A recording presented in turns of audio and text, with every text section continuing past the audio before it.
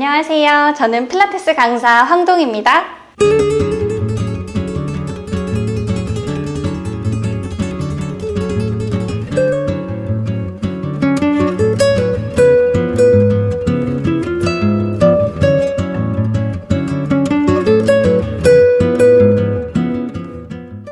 원래 어릴 때 한국무용을 했었었는데 하다가 이제 무릎이 안 좋아서 계속 이제 무용을 하지 못했었어요. 그러면서 이제 일반 회사 다니면서 앉아서 일을 하다 보니까 몸 쓰던 사람이 앉아서 일하면 되게 힘들거든요. 좀이 쑤셔가지고 이제 이 일이 내 일이 아닌가? 라고 고민하고 있던 찰나에 같이 무용했던 친구가 너 그럼 필라테스 강사해보는 건 어때? 라고 추천해줘서 아팠던 무릎도 고칠 겸 겸사겸사 이제 강사의 길로 접어들게 됐습니다.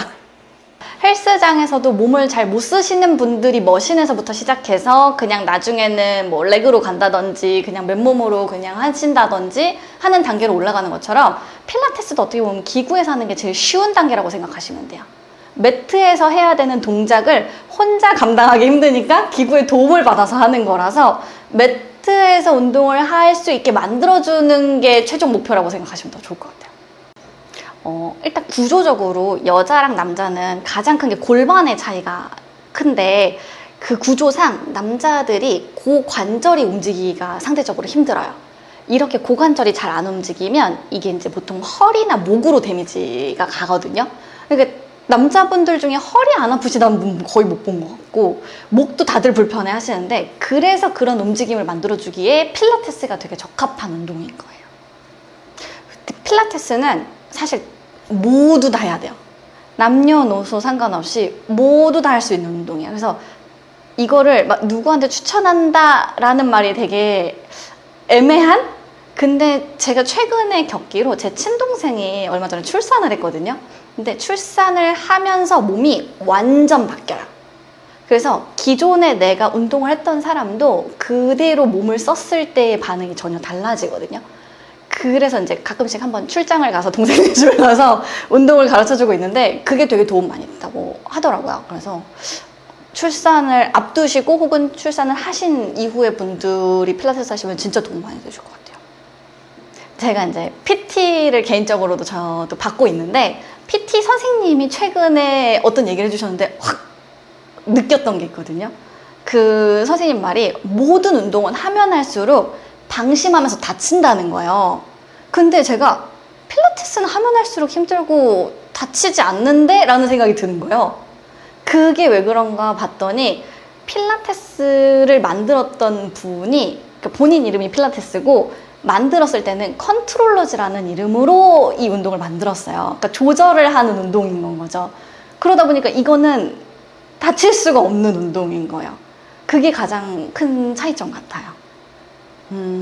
이것도 이제 회원님한테 이제 전 되게 많은 거 인생 공부를 하게 되는데 이제 그분은 크리스찬이셨는데 교회 다니는 사람들 중에 정말 잘 믿고 신실한 사람은 1%밖에 없대요.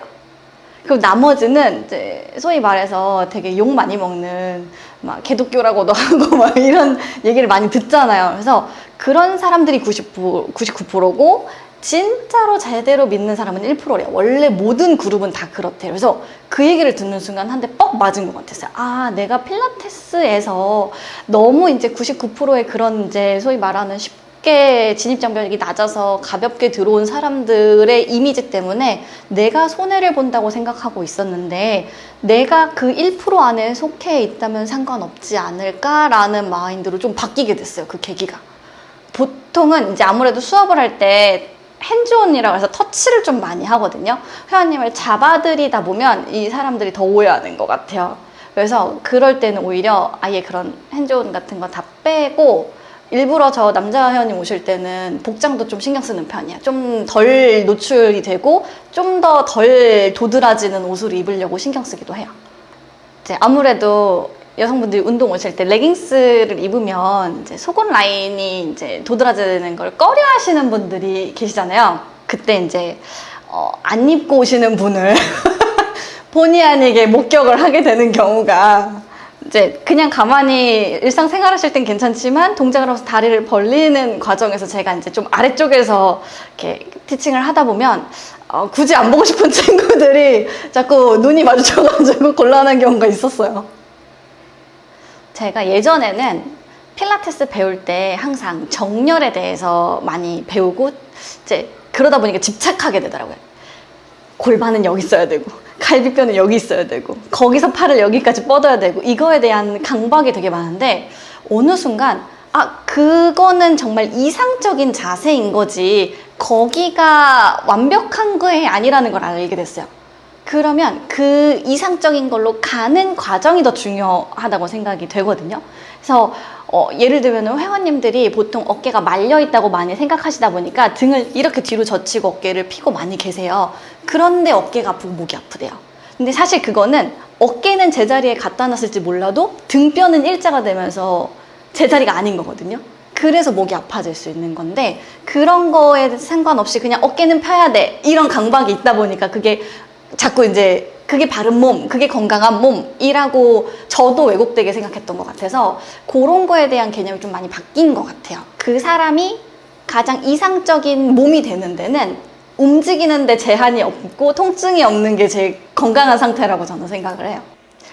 처음에는 아무래도 이제 제가 몸이 안 좋은 상태에서 필라테스를 접하다 보니까 이 몸으로 누굴 가르칠 수 있을까에 대한 고민을 되게 많이 했었거든요.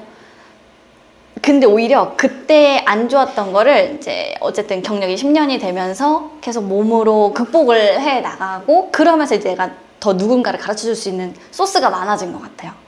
그래서 그런 거의 차이?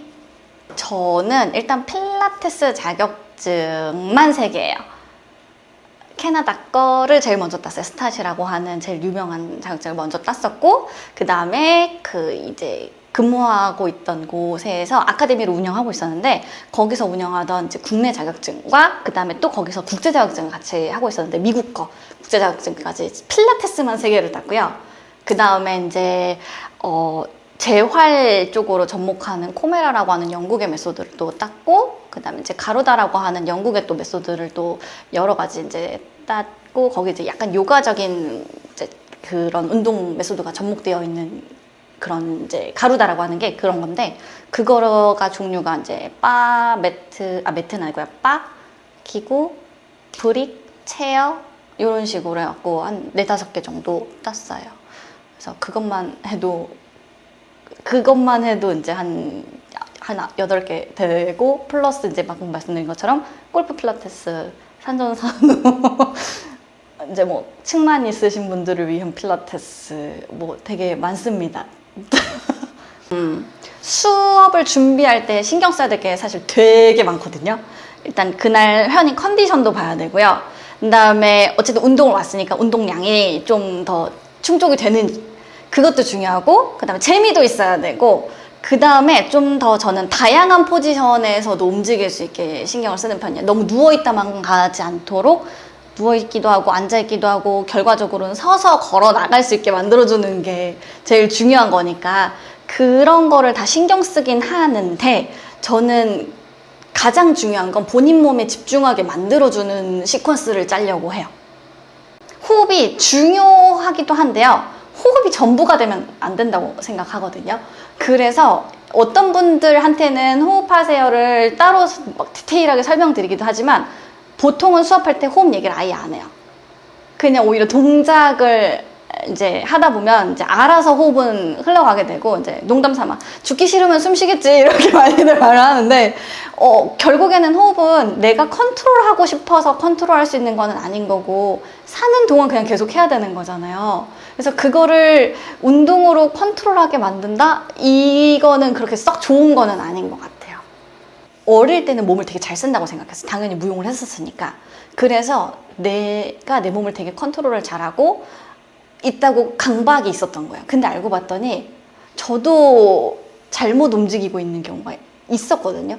근데 이제 그거를 내가 스스로 약간 나는 원래 이래 이제 저는 척추 침란을 약간 가지고 있어요. 이게 되게 엄청난 페널티거든요.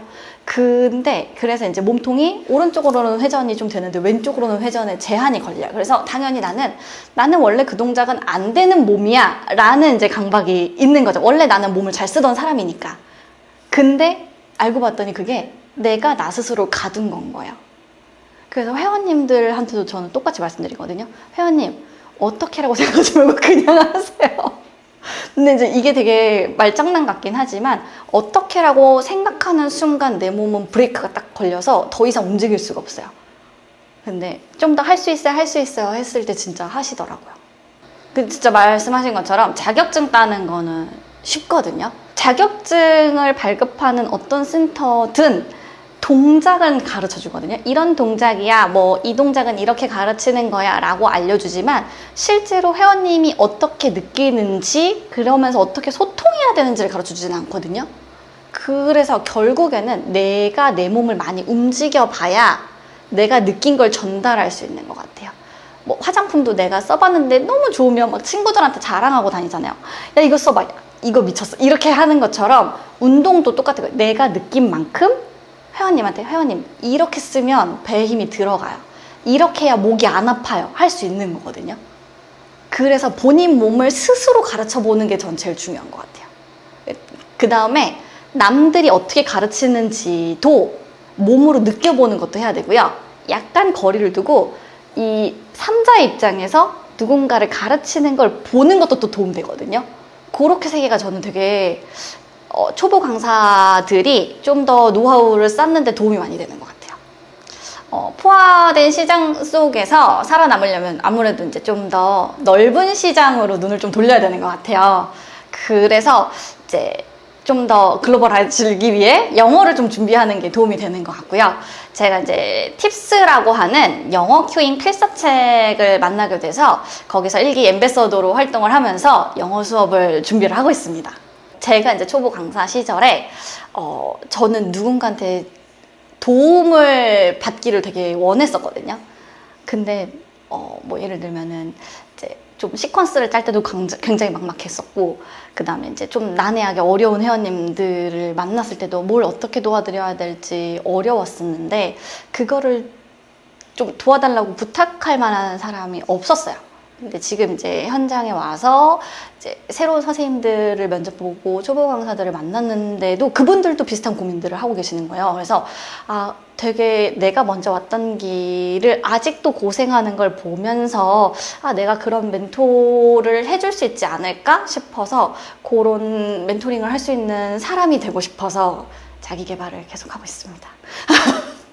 저는 그냥 주어진 환경에 적응을 잘하는 사람이에요. 근데 주어진 환경에서 해내는 건 잘 해낼 수 있어요. 그래서 내가 뭔가 막 헤쳐나가는 힘? 그러니까 내가 새로운 걸 하고 싶다라는 욕구가 강하진 않지만 뭔가를 해야 될 때 해내는 능력은 있는 것 같아요. 그렇게 그냥 살아왔었고 앞으로도 그렇게 살 것 같아요. 크리에이터즈 맨션 구독과 좋아요 부탁드립니다.